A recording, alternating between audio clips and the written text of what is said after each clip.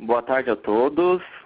Muito obrigado pela presença no nosso terceiro webinar da NSF, do ciclo que estamos fazendo aqui no Brasil e para toda a América Latina. Nós saudamos todos aqueles que estão conectados em nossa plataforma. Agradecemos muito a todos o grande número de inscrições neste webinar, o que nos permite continuar toda essa parte de divulgação de conteúdos a todos que têm interesse, para os profissionais da indústria de alimentos e hoje em específico o pessoal da indústria de embalagem também. Lembrando, né, que este ano foi um ano muito importante para a NSF, no qual nós completamos 75 anos, né, de nossa missão, onde a gente celebrou aí a questão de proteger e melhorar a saúde humana e toda a parte de meio ambiente. Então, tivemos aí um ano muito importante para todos, né? Para quem não sabe ainda, não sei se todos já participaram, a NSF ela foi fundada em 1944 como parte da Escola de Saúde Pública da Universidade de Michigan e ao longo desses anos ela evoluiu de uma pequena fundação que era focada totalmente em padronizar requisitos de saúde e segurança de alimentos para uma organização global, que atualmente não tem fins lucrativos e é comprometida com sua missão de proteger a saúde e melhorar toda essa parte de meio ambiente, de segurança dos alimentos em todo o mundo. Nos dias de hoje, a NSF ela emprega mais de 2.800 profissionais, incluindo engenheiros, microbiologistas, veterinários, todos profissionais da área de certificação, e juntos vem promovendo o desenvolvimento de normas de saúde, analisando, auditando, certificando produtos para a indústria de alimentos, indústria de embalagem, toda essa parte de ciência, saúde, água e produtos de consumo. Bom, os serviços da NSF estão em mais de 180 países. Nós temos mais de 59, por volta de 59 escritórios, 12 laboratórios e alguns escritórios associados em todo o mundo. Possuímos mais de 70 acreditações, né, reconhecidas internacionalmente, incluindo a ANSI, a OSHA e outras normas técnicas. E é com grande prazer que hoje recebemos a nossa palestrante, responsável, representante oficial da norma BRC no Brasil e a nossa especialista e instrutora Juliane Rigobello. Juliane, muito obrigado, seja muito bem-vinda para falar desse tema aí que está em alta, né? Gostaria também de só lembrar que a Juliane tem aí mais de 16 anos de experiência na área de alimentos, na parte de segurança e qualidade. Ela já trabalhou como coordenadora técnica do processo de certificação, atuou já como auditora líder, atuou, né, nas diversas normas aí reconhecidas pelo GFSI. E hoje, como disse, é a TP aprovada tanto para os treinamentos oficiais da BRCGS de Food, como também para packaging, né, na versão 6 para packaging e versão 8 para food. Então, Juliane, muito obrigado. Vou passar aqui a voz para você. E, pessoal, só também lembrando que todo mundo que quiser interagir com o nosso webinar pode enviar as perguntas que ao longo do webinar e no final a gente vai responder as perguntas. Muito obrigado. Seja bem-vinda, Juliane. Obrigada, Vini. Bom, o pessoal já me conhece, né? Você já apresentou aí.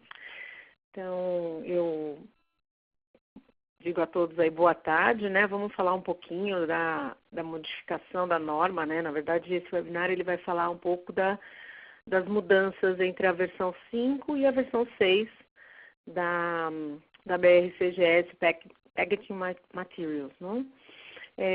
para mostrar um pouco as mudanças e o que vem por aí, né? Quem participou do nosso fórum, né, que ocorreu em agosto, teve um pouquinho já da degustação da norma com o nosso companheiro Federico, da Argentina. E agora a gente vai passar, então, novamente aí um resumo sobre o que virá aí para as indústrias de embalagem, né, que é tão importante para a cadeia de alimentos quanto as próprias indústrias de alimentos, né? Vamos falar um pouquinho das modificações e das novidades, né? Todo mundo já está vendo aí, inclusive o novo logo, né, da BRCGS agora, nova marca, né? Nós não temos mais a BRC, então agora temos a BRCGS, que era a antiga BRC Global Standard, e agora juntamos tudo em siglas e estamos trabalhando então com o novo logo, né, com a nova marca BRCGS. Agradeço a INSS, né, pela oportunidade de a gente poder divulgar um pouco mais dos nossos protocolos de certificação, né, e passar aí para todos um pouquinho, né, das novidades dessa nova versão. Vamos então ao que interessa, né, que deve estar todo mundo querendo saber as novas mudanças. Ai, caramba, apertei. Lembrando um pouquinho que da missão, né, da BRCGS, que foi uma empresa que surgiu da necessidade de melhorar essa parte de segurança de alimentos e continua com essa missão, né, em toda a cadeia produtiva de alimentos, trazendo a certificação para todas as etapas, né, da cadeia de alimentos, focando em ingredientes, focando em insumos, focando em embalagens, focando a própria indústria de alimentos. Temos também outros protocolos, né, que caminham aí na parte de bens de consumo, a área de logística, a área de varejistas, que tem como a missão aí a orientação da certificação para uma melhoria contínua do setor, né, uma melhoria contínua da nossa cadeia de alimentos. Também tem como missão fornecer à indústria, né, ferramentas, né, e informações que possam ajudar nessa melhoria e também o grande diferencial, né, que todas as empresas esperam, que é facilitar o seu acesso aos mercados internacionais, poder trabalhar a exportação, né, de maneira mais efetiva e poder colocar seus produtos fora aí do Brasil, né? Com essa globalização, a gente precisa melhorar o setor para poder fazer crescer a nossa cadeia, o nosso mercado lá fora. Falando um pouquinho então da versão 6, né, da norma de packaging, um pouquinho do cronograma de tempo, né, de como que foi essa virada da norma. Então, em maio do ano passado até janeiro desse ano, os grupos de trabalhos, né, fizeram todo o desenvolvimento e revisão dos itens da norma, levando em consideração feedbacks que a gente tem normalmente de certificadoras, de clientes, né, dos stakeholders, de auditores, de todas as pessoas que possam imputar algum tipo de informação, né. A gente disponibiliza, inclusive, o draft, né, da norma para poder receber mais comentários. Então, esses grupos de trabalho trabalharam bastante aí para formular o draft, né, que foi divulgado em novembro do ano passado para consulta e para maiores comentários.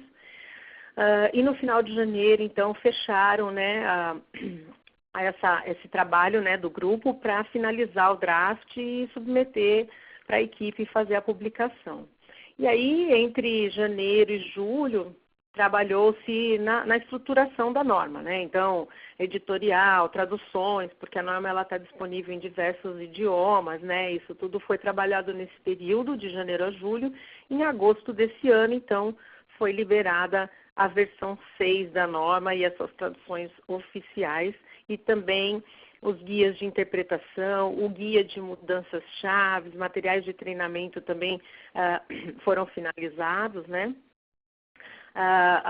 Vocês têm acesso através do brcbookshop.com para baixar, para fazer o download da norma gratuitamente, tá? Infelizmente nós não temos na versão em português ainda, mas temos em espanhol, inglês e outras línguas.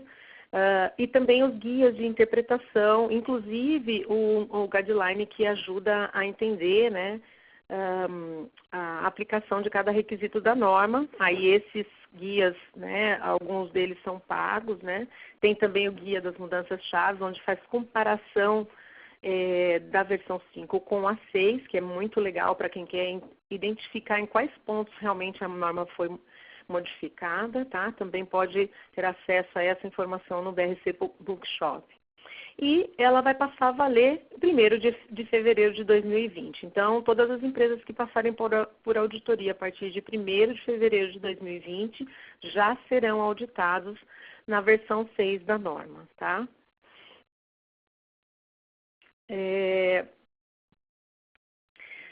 Fazendo um review aí da versão, né? Os principais, a consulta, a revisão, as novas preocupações. Então, a gente tem um mercado hoje muito emergente, emergente e exigente, né? E cada vez mais eu digo que o cerco vai se fechando para que as empresas trabalhem da melhor maneira possível para a gente garantir que o consumidor vai receber aquilo que está dentro do esperado, do especificado, do divulgado. Então, com isso, né, os principais objetivos identificados para essa versão 6 foi a gente alinhar, né, a versão 6 com os requisitos de homologação propostos pelo GFSI. Por exemplo, a versão 6 inclui o programa de monitoramento microbiológico ambiental para as empresas de embalagem também, né? Isso também foi incorporado na de food, na de alimentos, e agora o pessoal de embalagem também vai ter que fazer um programa de monitoramento. Lógico que cada um faz de acordo com a sua realidade e de acordo com a criticidade do seu processo, né? Tendo alguns processos, especialmente em alimentos, onde a gente tem que ter mais um controle mais rígido, e outros processos a gente pode ter um controle mais suave, vamos dizer assim. Mas vai ter que incorporar também nessa nova versão. E considerar também os aspectos, né, práticos para a gente incluir, né, a cultura de qualidade e segurança de produto dentro da norma.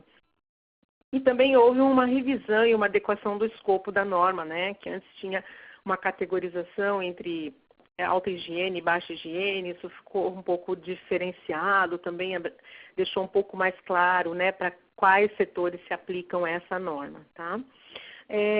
Vendo aqui, gostaria só de ressaltar que esse termo, né, segurança de produto, vejam que a versão 6, ela não traz, na verdade, já desde a 5, né, mas o destaque da BRCGS é que a gente não use mais implementar atividades, implementar procedimentos nas indústrias da embalagem ou nas indústrias que não são de alimentos com foco em segurança de alimentos, e sim com foco em segurança do produto que está sendo fornecido a essas pessoas, né?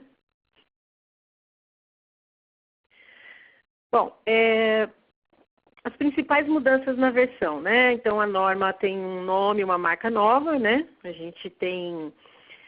a norma agora chama BRCGS Packing Materials, né? E traz um novo logo, a nova marca, né? Que a gente já falou um pouquinho no começo aí.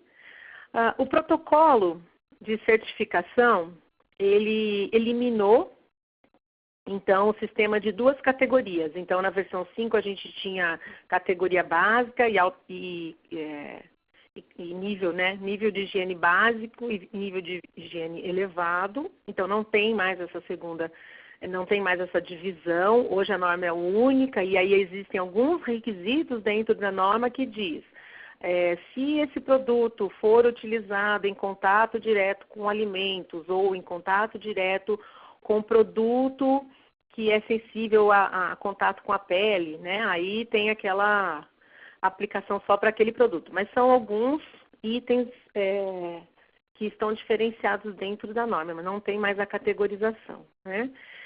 E a eliminação da segunda opção de auditoria não anunciada, né? Porque, assim como a versão food, que a gente tinha nas versões anteriores, 2 opções de não anunciada. Uma era a gente fazer auditoria não anunciada de forma completa, então o auditor chega, audita todo o processo, todo o sistema de forma não anunciada, e a outra opção era o auditor chegava, auditava a parte fabril, né, os itens de boas práticas, de programas de pré-requisito e agendava com a empresa um outro dia para vir auditar a documentação. Então, esta opção não existe mais. Hoje, então, se a empresa voluntariamente optar por uma auditoria não anunciada, então ela será não anunciada e completa, de uma vez só, né?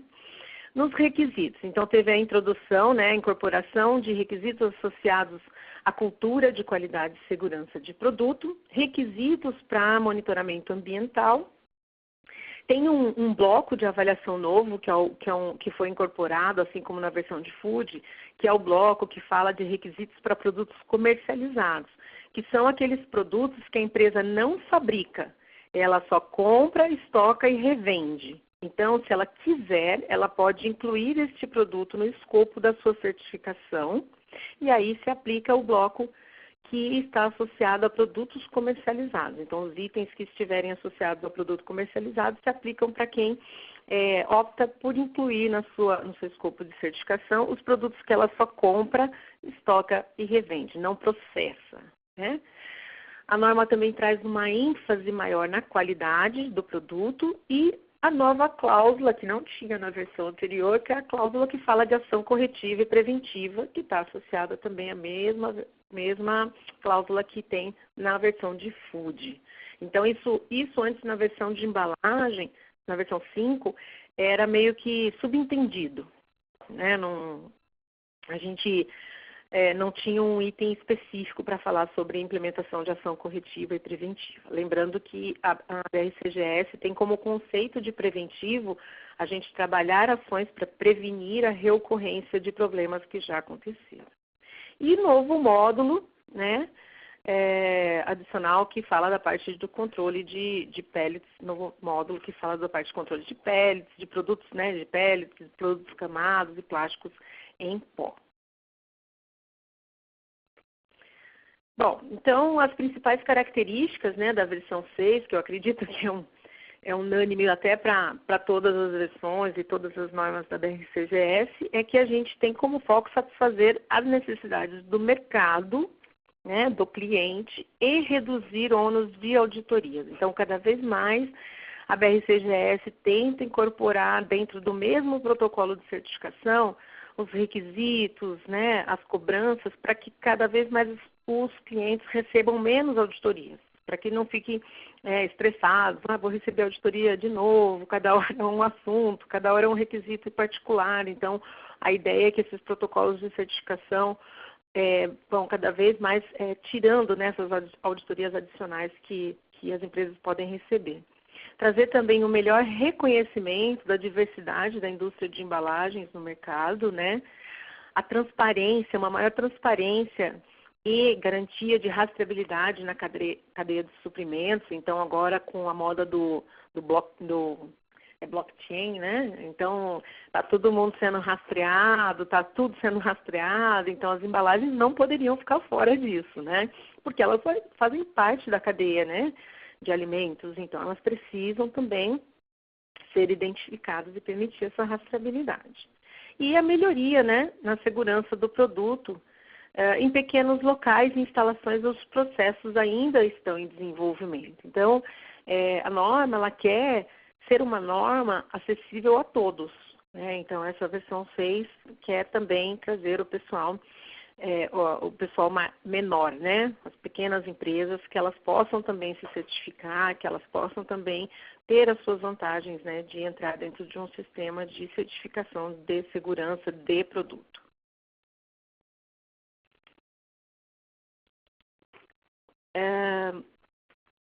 Ressaltando, então, né, alguns benefícios da BRCGS versão 6, né, ela é reconhecida internacionalmente e aprovada pelo GFSI, né, então eu aproveito até para fazer um parênteses aqui, porque eu tive um questionamento de que o logo do BRCGS não estava no site do GFSI. E aí me perguntaram se a norma tinha saído do reconhecimento. Não, houve um problema no site do GFSI e nós fomos penalizados com esse problema.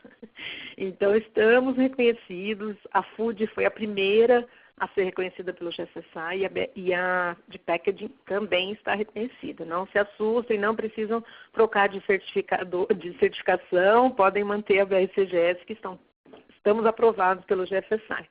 Foi um problema realmente do site e aí até hoje, essa semana eu não olhei, mas a semana passada ainda a gente estava fora, mas estamos reconhecidos. Tá?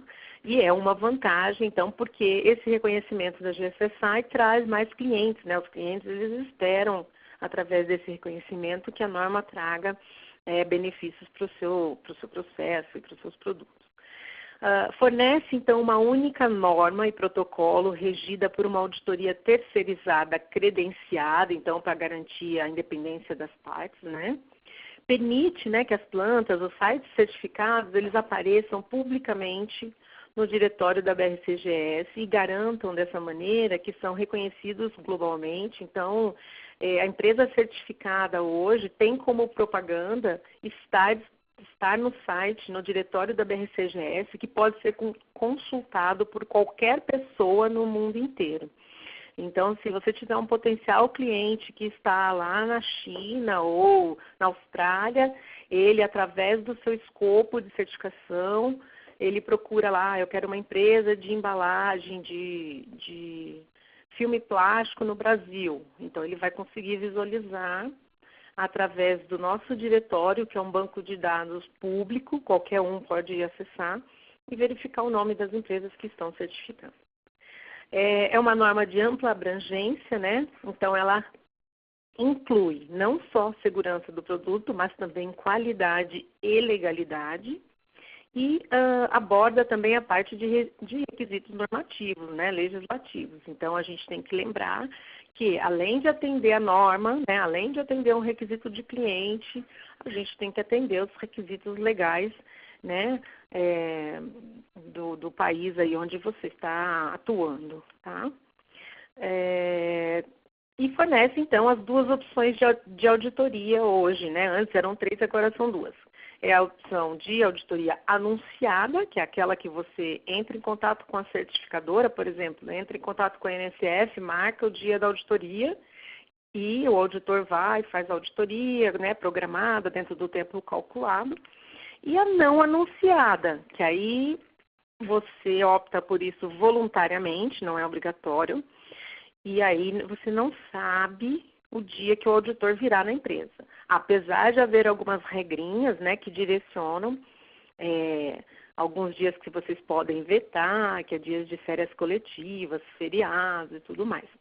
Porém, vai ter um período ali que você pode estar recebendo o auditor.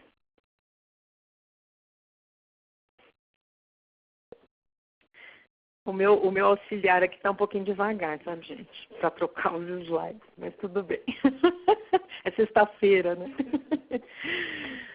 Aqui a gente traz uns dados, né? Alguns dados só para vocês verem que também foram dados, né, utilizados aí na revisão da norma, que são as top 10 não conformidades maiores, né? Que costumam acontecer, né, quando a gente está fazendo auditorias dos protocolos da BRCGS na parte de embalagem. Então, quando você opta por uma auditoria anunciada, você, planta produtiva, é responsável por manter sua certificação dentro da data do ciclo de certificação, não é a certificadora. Então, você tem que manter o seu ciclo, né, a frequência das suas auditorias dentro da data devida, que é a data indicada no seu certificado. Caso você falhe nisso e atrase a sua auditoria, então você tem uma não conformidade maior, tá? No requisito 1.1.6. Identificação de causa raiz, né, de auditorias das não conformidades da auditoria anterior. Então, também a gente pode gerar não conformidades maiores, porque apesar da BRC ser uma das únicas normas que a BRCGS ser a norma que pede que você demonstre que você implementou o plano de ação antes de te conceder um certificado, normalmente as ações que são enviadas são ações de correção, né? Não as ações corretivas que demandam mais tempo, né? E a BRC tem 28 dias de prazo para enviar isso. Então, você acaba tendo um encerramento das não conformidades baseado nessas ações de correção. Contudo, numa próxima auditoria acontece reincidência desta mesma situação, desta mesma não conformidade. Isso demonstra que não houve uma adequada identificação da causa raiz das não conformidades e por isso ela está reincidindo e gera não conformidade. Além daquele requisito que você reincidiu, no requisito 1.1.8 da norma que fala da gestão de não conformidades anteriores. Também encontramos algumas falhas sistemáticas na parte de auditoria interna, né? Porque muitas vezes está associado ou à competência de auditores, né? A norma agora ela traz bastante essa palavra competência e não só treinamento, né?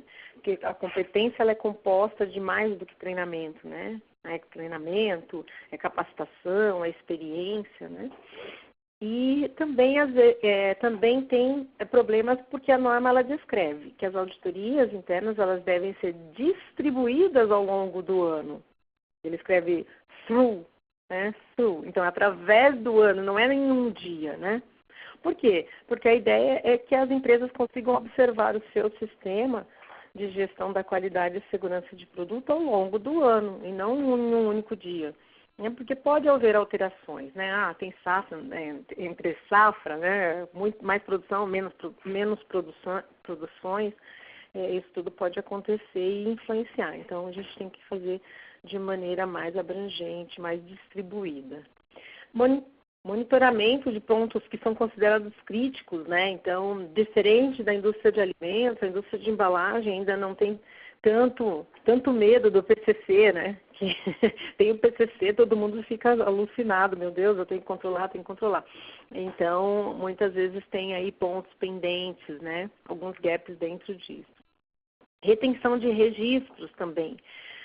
Às vezes as empresas, elas têm a retenção de registros, mas não de todos. E aí acaba não retendo registros que são essenciais dentro do sistema de gestão da qualidade e segurança de produto. Então, a empresa tem que entender quais são os registros que são importantes, né, e mantê-los dentro dos prazos, né, estipulados aí. A identificação de perigos e riscos também, né? Muitas vezes a gente pega identificação de perigos e riscos muito superficial. A empresa ela tem que detalhar, ela tem que ir mais a fundo para identificar exatamente qual o perigo, né, e qual o risco associado que ela tem que monitorar, que ela tem que controlar. Também temos o item que fala da parte de sistema de gestão, né, dos perigos e riscos, da revisão, né, do sistema de gestão de perigos e dos programas de pré-requisito. Muitas vezes as empresas focam mais na revisão do sistema de gestão de perigos e riscos e esquecem os programas de pré-requisito. Né? Rastreabilidade. Meu produto é a granel, não consigo rastrear. Sim, você consegue rastrear.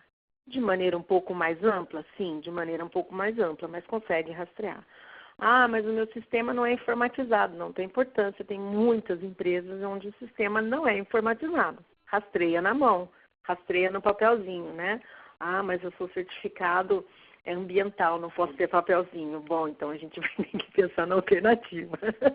Mas temos que rastrear. Então, muitas vezes a gente tenta achar desculpa, né, para não rastrear, mas assim, todos os processos, todos os produtos são passíveis de serem rastreados.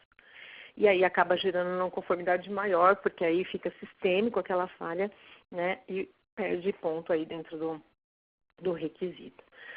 Depois também avaliação de risco de segurança, né? Então, focando na parte de segurança de produto.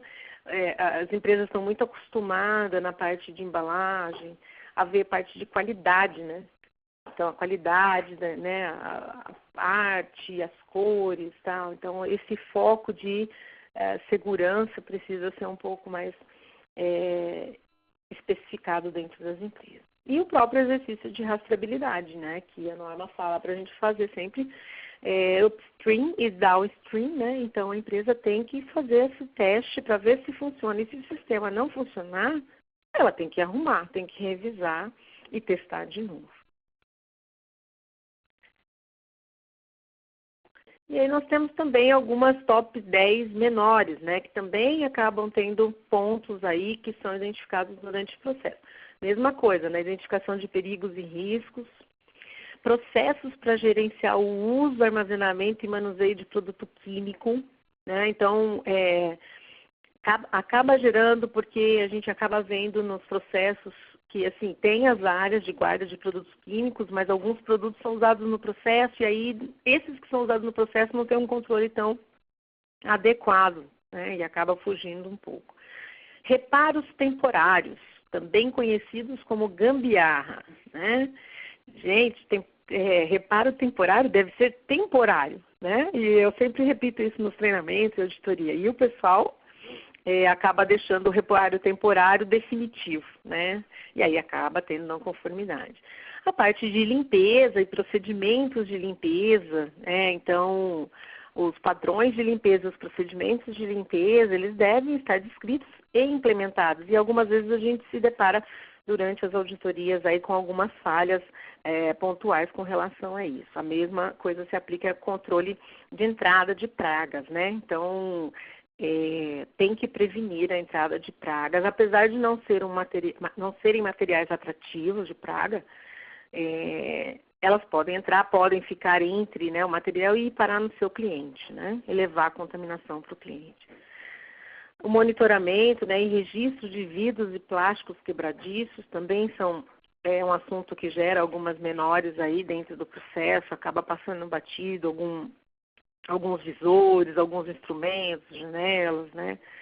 E acaba ficando fora.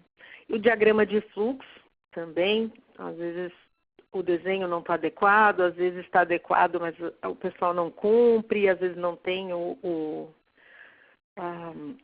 desenho mesmo, né, do diagrama, ok? E o estado de conservação, o tipo, né, de revestimento de piso, parede, teto. Algumas fábricas são mais antigas, né, e acabam tendo que se adequar a isso, então geram também algumas menores aí. E voltamos de novo nas auditorias internas, que também geram algumas menores. Temos que declarar conformidade e não só não conformidade, ok?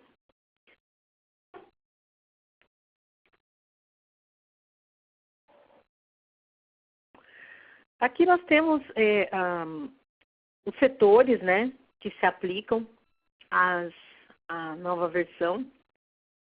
Então, ela traz, dentro do anexo da norma, tem um anexo da norma que fala dos escopos, né, de certificação e, das categorias, né, de produto.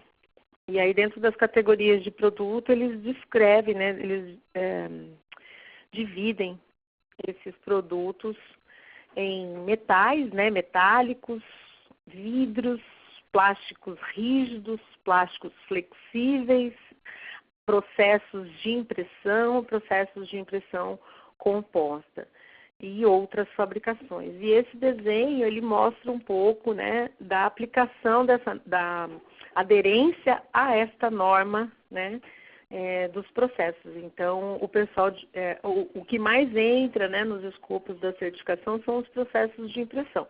Até porque esses processos, eles estão, às vezes, dentro de outra, por exemplo, fabricação de plástico flexível. Dentro do processo de fabricação de plástico flexível, a gente pode também ter processos de impressão.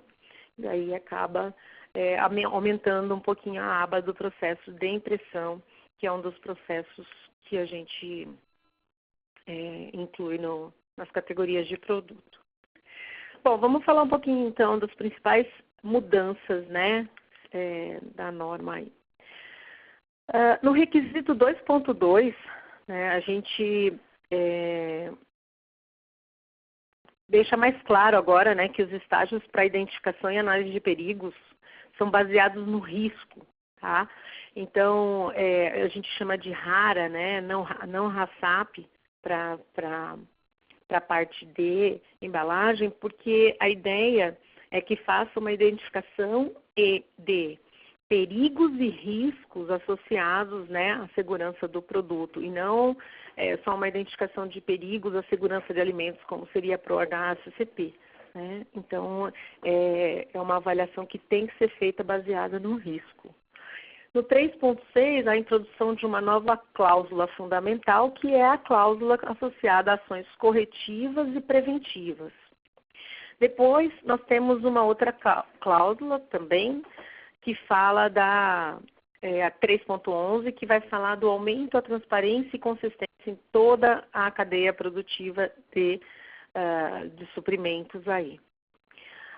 485 é o item que vai trazer, né, o item novo, que é o item associado ao programa de monitoramento ambiental microbiológico, que as empresas vão ter que estudar e avaliar as áreas de potencial risco e aí estabelecer um programa de monitoramento microbiológico.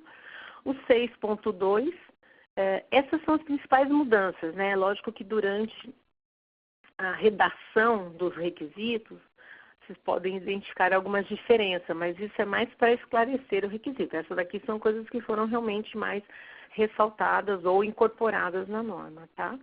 6.2, então, é simplificar os requisitos de higiene com base em um único risco, né? Então, não ter mais a separação alta higiene e baixa higiene. Todos devem ser avaliados de acordo com um risco associado, tá?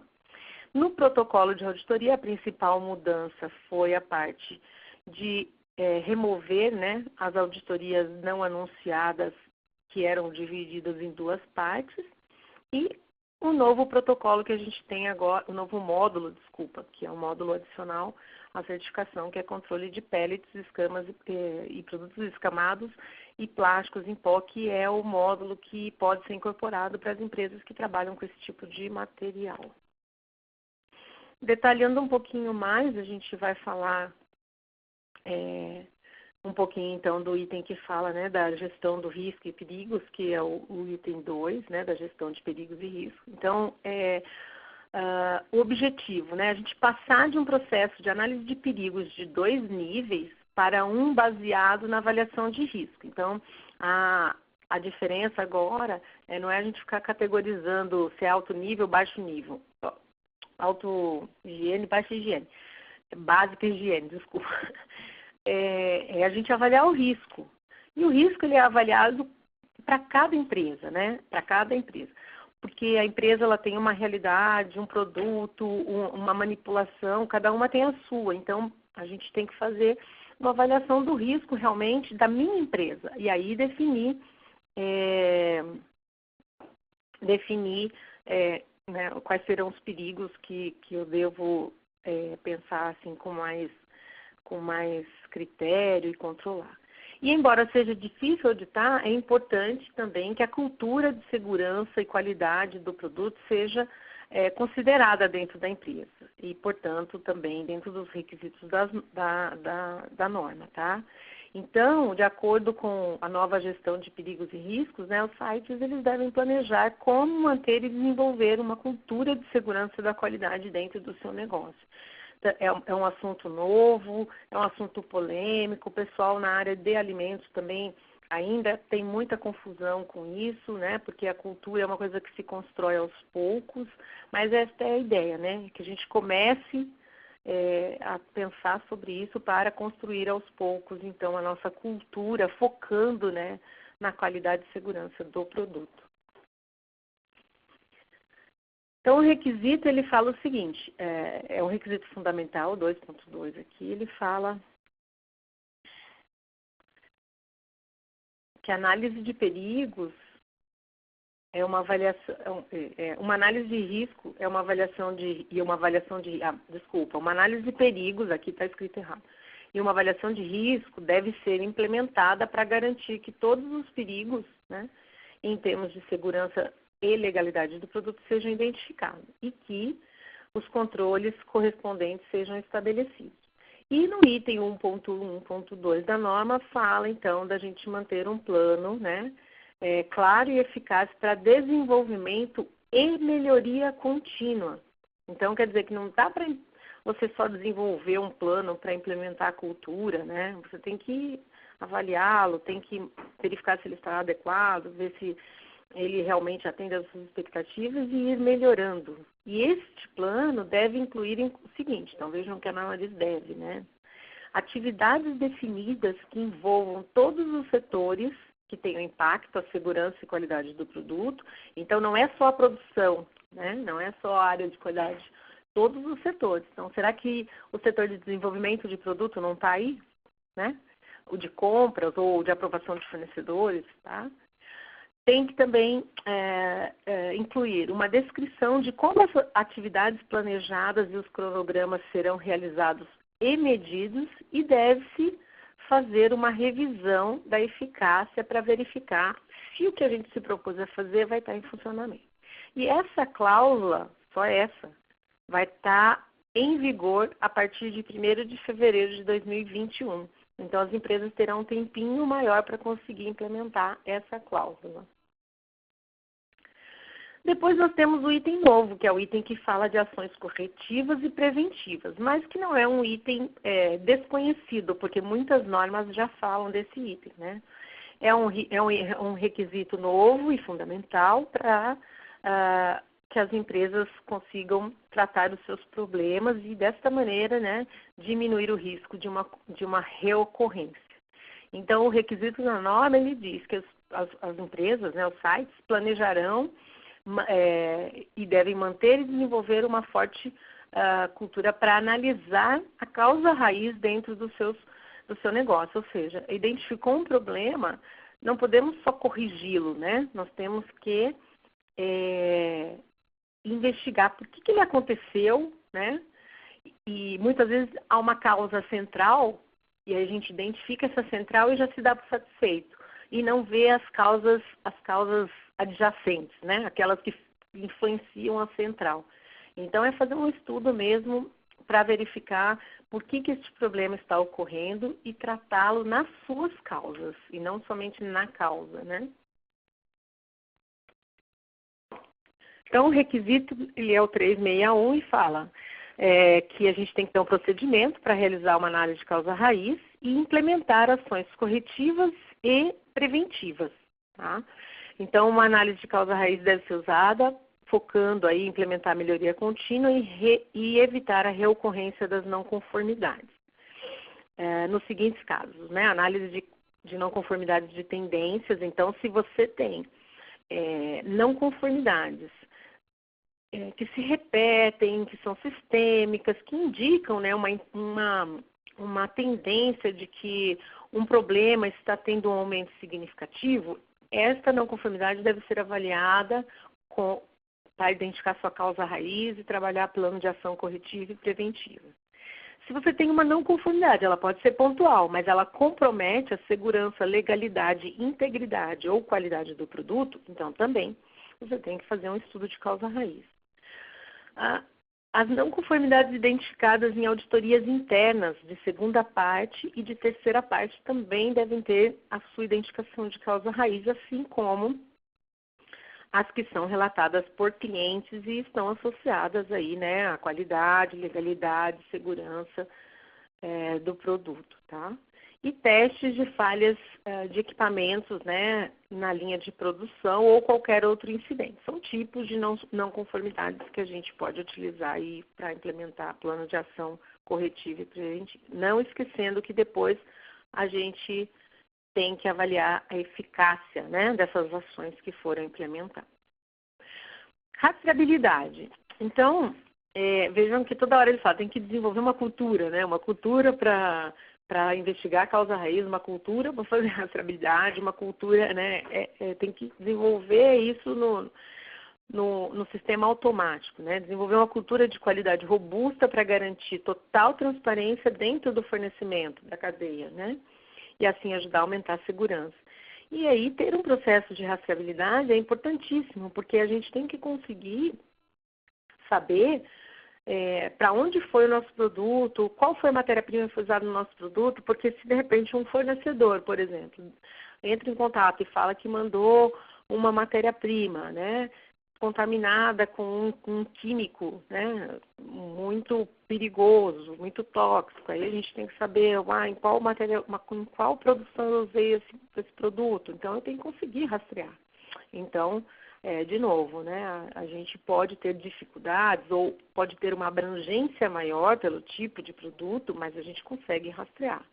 Então, a capacidade de mostrar, né, o requisito diz que é a capacidade, né, de mostrar um processo de monitoramento transparente de matérias-primas e produtos acabados para o cliente. Então, como é que está descrito, né? Então, que o estabelecimento, que a empresa, que o site tem que ter um sistema e procedimentos de rastreabilidade documentados para rastrear e dar seguimento a todas as matérias-primas do fornecedor em todas as etapas de processo e distribuição de produto acabado, e vice-versa, né?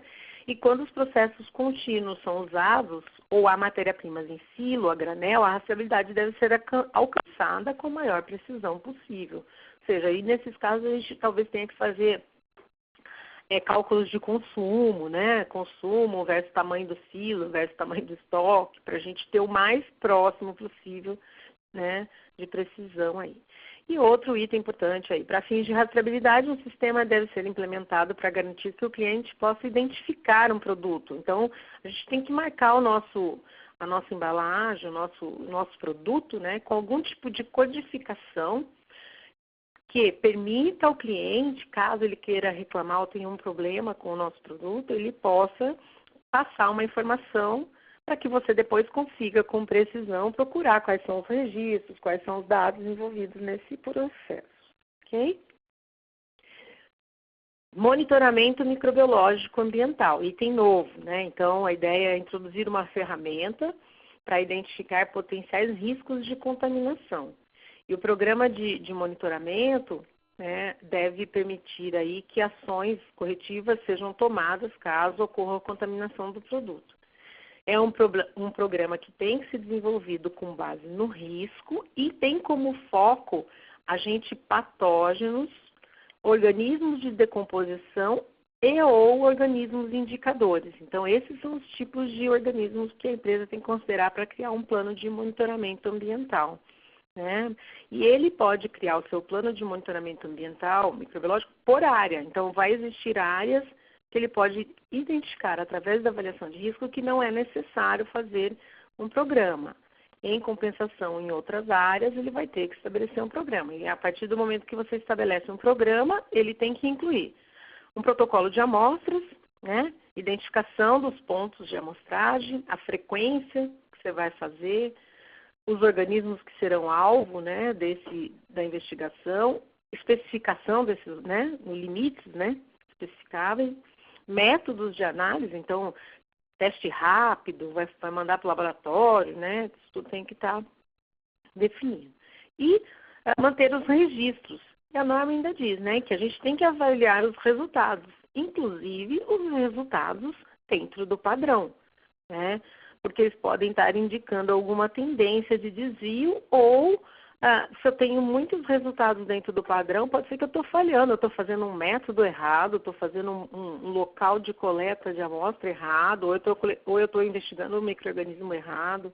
Então, a gente tem que fazer uma avaliação periodicamente para manter esse programa implementado de forma mais eficaz possível, ok? No item de higiene também vale ressaltar, né, já que agora a gente não tem divisão de alta higiene e baixa higiene, né? Baixa higiene, não, gente, é básica higiene, ninguém vai implementar baixa higiene, tá? Higiene básica e alta higiene, né, que era o high e o basic, né? Mas agora a gente não tem mais essa estrutura, essa divisão, mas ficou para a empresa definir, né, com base no risco, os seus sistemas aí de higiene, de qualidade, para manter a planta, né, fabril, numa condição adequada com relação aos requisitos de higiene. Então, todos os requisitos, né, serão revisados e atualizados para garantir que haja controles rigorosos, para garantir que o ambiente, né, seja seguro para o produto que a gente vai fabricar. Então, o item fala, né, de higiene, tem item que você fala de higiene pessoal e tem item de higiene ambiental também, mas a gente trouxe um destaque aqui na parte de higiene pessoal, né? Vejam que às vezes o pessoal fica confuso, eu não sei se aplica igual nas áreas de armazenamento e embalagem. O enunciado do requisito diz: higiene pessoal, áreas para manuseio de matéria-prima, preparação, processamento, embalagem e armazenamento. Então, aquela tendência de tirar as áreas de armazenamento, né, dos requisitos de higiene pessoal, ela tem que ser bem pensada, estruturada e avaliada, porque o requisito se aplica a essas áreas também, tá? Então, a ideia é que a gente desenvolva todas as normas, né, necessárias para manter o produto seguro, e inclusive pela manipulação do pessoal. E aqui tem um exemplo, né, de não usar pulseiras, relógios, joias, piercings, unhas compridas, com esmalte, não usar unhas postiças, não usar perfume ou loção pós-barba em excesso, né, e outros requisitos que o próprio estabelecimento pode achar necessário implementar aí com relação a esses itens. Falando agora um pouquinho então da mudança, né, no protocolo, como eu já comentei ali atrás, um pouquinho atrás, né, então agora a gente não tem mais o protocolo de auditoria dividido, né, que era aquele que o auditor chegava, auditava a parte fabril, a parte de programa de pré-requisito e depois agendava com o site uma outra data para documentação. Esse não existe mais. Então, se você voluntariamente optar pela opção não anunciada, você vai ter uma data ali, na verdade vai ter um período, né, que você vai poder receber esse auditor, que vai chegar de surpresa, lembrando que o auditor chegou numa situação de não anunciada, ele tem 30 minutos para estar iniciando a auditar para estar dentro da planta, né? Ele vai começar pela área fabril e tem 30 minutos é o tempo máximo para que a empresa demore para receber e colocar o auditor para começar a auditar, tá? O programa permanece voluntário, né, como eu disse, e pode ser optado a cada auditoria. Então, eu não quero a primeira, mas na segunda eu quero, aí eu não gostei, depois na terceira eu vou voltar para outro regime, só que a ideia é que se a gente entrar num programa não anunciado, a gente se mantenha, né, tá? Então, manter aí meio que um padrão para isso. E esse novo módulo, né, que traz alguns requisitos adicionais e podem ser incorporados na sua certificação, é o módulo que fala do controle de pellets, produtos escamados e plásticos em pó, né, que é aplicável, por exemplo, então, a conversão de polímeros, né, uso de escamas em pós de compensação, uso de hot melts, partículas de matéria-prima. E a intenção é remover, né, a contaminação de plásticos da cadeia e eliminar o risco de químicos acumulativos, né, que a gente pode ter, que podem migrar para o alimento e podem causar algum dano à saúde do consumidor. E eliminar o risco da falta de alimento, né, também. A gente trabalhar aí pensando em sustentabilidade, né? Pensando um pouco em sustentabilidade, a gente trabalhar a reaproveitação e saber a melhor maneira de reaproveitar isso para depois não danificar aí, especialmente os itens marinhos, né? Então essas são as principais mudanças, né, que a gente teve dentro dessa nova versão da norma, tá? A gente já tá com treinamentos previstos aí para as empresas que quiserem participar. A própria INSS está com o primeiro treinamento já lançado, onde eu vou estar ministrando, que vai ser dia 21 e 22 de novembro. Então, quem tiver interesse, depois pode falar com o Vini.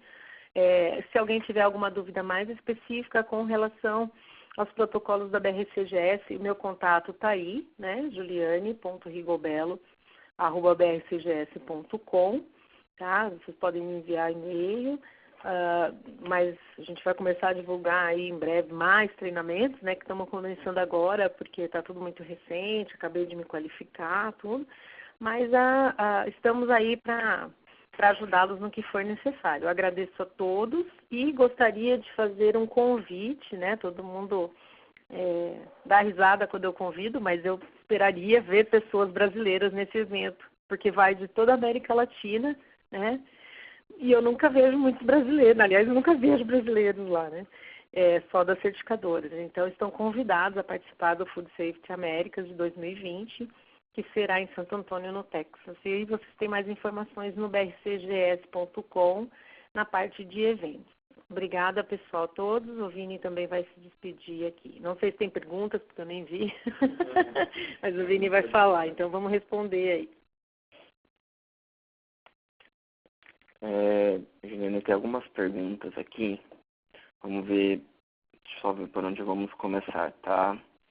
Existe alguma normativa que pode se aplicar para fazer avaliação de risco de materiais de embalagem?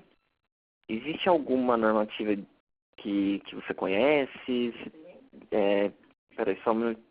E se tiver, onde que se encontra? Bom, deixa eu ver se eu entendi. Então, para fazer a parte de avaliação de perigos e riscos, né? Para embalagem. As empresas ainda têm usado como referência o próprio HACCP do Codex, só que muda um pouco o foco, né? Porque não é segurança de alimentos. Mas a estrutura da ferramenta pode ser utilizada, né? Que é o estrutural para dar a base.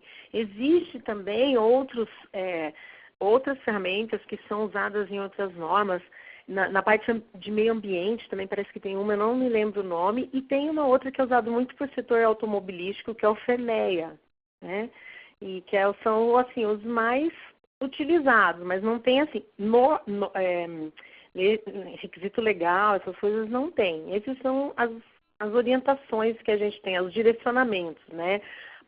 Tem também aquele que o pessoal usa para Food Defense, agora eu esqueci o nome, mas também é uma avaliação de riscos para Food Defense, agora esqueci o nome. Tem o VASAP e tal, que são também, o que a gente tem que lembrar quando pega essas ferramentas é de mudar o foco, né? Porque o foco aqui é a gente identificar os perigos e os riscos associados à segurança do produto, à segurança da embalagem, né? Mas essas ferramentas, elas direcionam. Espero ter ajudado um pouquinho. Obrigado, Juliane. Uma outra pergunta, que a gente viu que até a norma está bem focada na questão do monitoramento microbiológico, pergunta se a gente tem alguma normativa, né, aqui no Brasil, falando sobre micro-organismos para embalagens, ou se você conhece alguma norma que a gente pode fazer se embasar, né, para fazer essa análise no programa. Você recomendaria alguma norma, alguma legislação? Eu não conheço. Eu não conheço nem para alimentos. Na verdade, o que o pessoal tem feito? Quando não tem banco de dados nenhum, começa a fazer as análises no começo em uma frequência menor para criar o banco de dados, né? E isso já foi feito um pouco para alimentos, né? A gente tem algumas coisas, eu sei que tem uma portaria que fala de qualidade do ar, mas é tipo qualidade do ar em ar-condicionado, tudo. E eles dão os limites que são muito, muito, muito acima do que a gente trabalha. Então, nem entendo como pode ser uma base, mas não uma referência. O pessoal tem, o que se usa, né, o que a indústria de alimentos, por exemplo, também usou, foi fazer o seu próprio banco de dados. Então, hoje, os próprios laboratórios de análise, eles têm um banco de dados, né, porque eles analisam outras amostras e, às vezes, eles dão uma orientada. Quando a gente está muito perdido, você pode, se pegar um laboratório bom, né, certificado, ele tem uma referência, e aí, a princípio, a empresa pode partir dessa referência e depois, quando ela criar o próprio banco de dados dela, ela define os limites. Mas, infelizmente, a gente tem pouca informação ainda sobre esses assuntos, né, aqui no Brasil. Muito obrigado, Ju. Esse assunto é bem complicado, né, até porque a gente não tem realmente uma referência que a gente consiga usar para monitoramento microbiológico, né? Agora tem umas perguntas mais pessoais aqui e também temos uma do requisito 6.21, se você quiser depois também já nesse requisito, João, que ele fala aqui no 6.21, 6.2.1, o que seria considerado joias de aviso de condição médica. Então, aqueles braços. Espera aí só um minutinho, vou...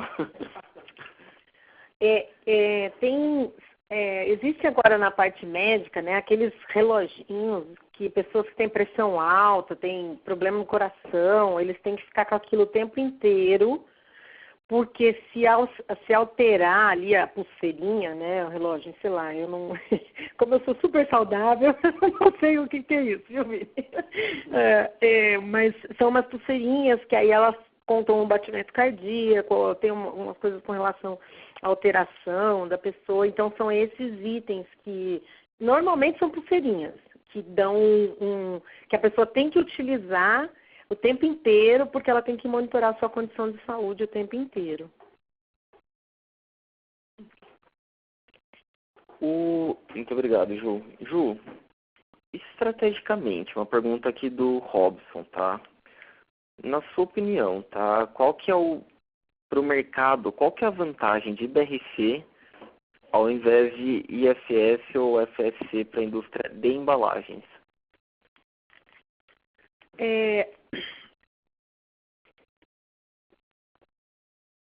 A BRCGS, né, ela traz a principal diferença com relação especialmente à FSC, tá? Ela traz requisitos de qualidade e segurança de produto.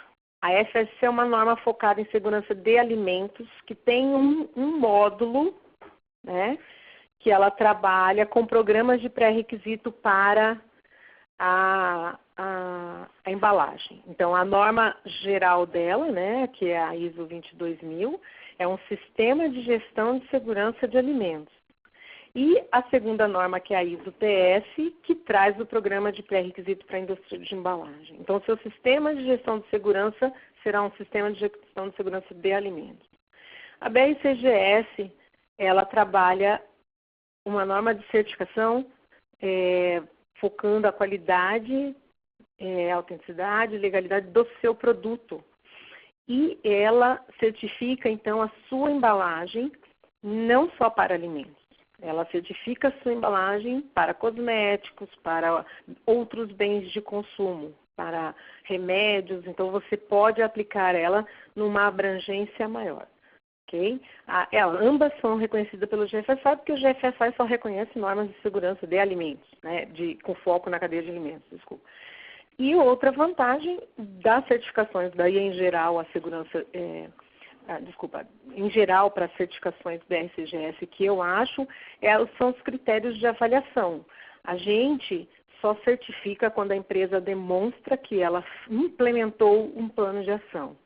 E a gente tem condições para certificar, ou seja, tem número de não conformidade e tipos, número máximo de não conformidade e tipos de não conformidade, enquanto a FSC certifica com uma quantidade infinita de não conformidades. A IFS, ela se assemelha um pouco mais à BRCGS, contudo, ela ainda não se adequou às novas solicitações aí do GFSI com relação ao monitoramento ambiental, com relação à parte de cultura de segurança, de produto, né? Então, ela está um pouquinho ainda defasada nesta questão. E ela também certifica só com o plano de ação, ela não precisa que você comprove a implementação do plano de ação. Então, o entendimento é que a BRC traz um pouco mais de transparência e demonstra mais que os sistemas realmente estão mais ativos com relação à implementação dos planos de ação, né? O foco realmente é no seu produto e não na segurança do alimento, né? E então ela tem uma abrangência maior, ela pode ser usada para certificar. Eu tenho, por exemplo, alguns clientes que no começo foram certificados porque a Unilever queria a certificação porque o cara fornecia a tampinha do creme dental, não era alimentos. E ele se certificou em BRCGS. Não dá para certificar a tampinha do creme dental em FSC, porque não é alimento, né? Então, ela tem uma abrangência maior, né? E isso eu acho que é um ponto positivo também dentro do sistema. Perfeito, Ju.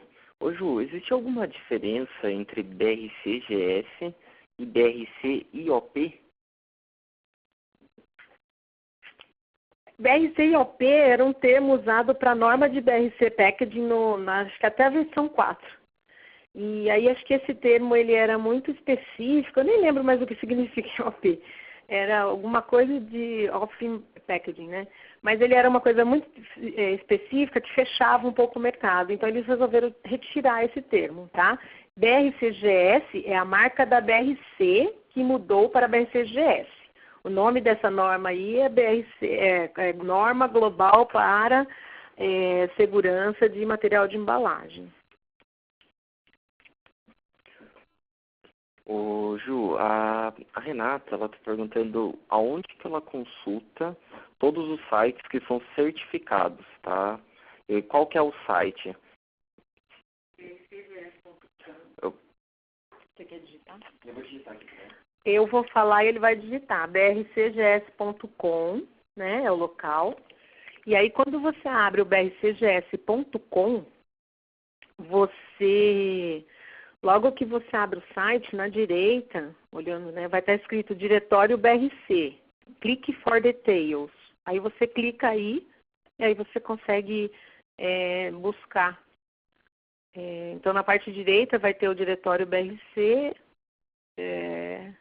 GS, né? E aí tem Click for Details, daí tem encontre o site certificado. Aí você pode pôr por norma, por país, por escopo, o que você achar melhor. E também pode procurar nesse mesmo lugar quais são os organismos de certificação que estão aprovados para fazer as normas da BRCGS.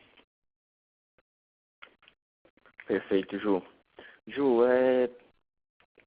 a Karina, ela está nos perguntando se os requisitos relacionados à food fraude também foram inclusos. Aí, vamos só... Deixa eu só passar aqui um minutinho.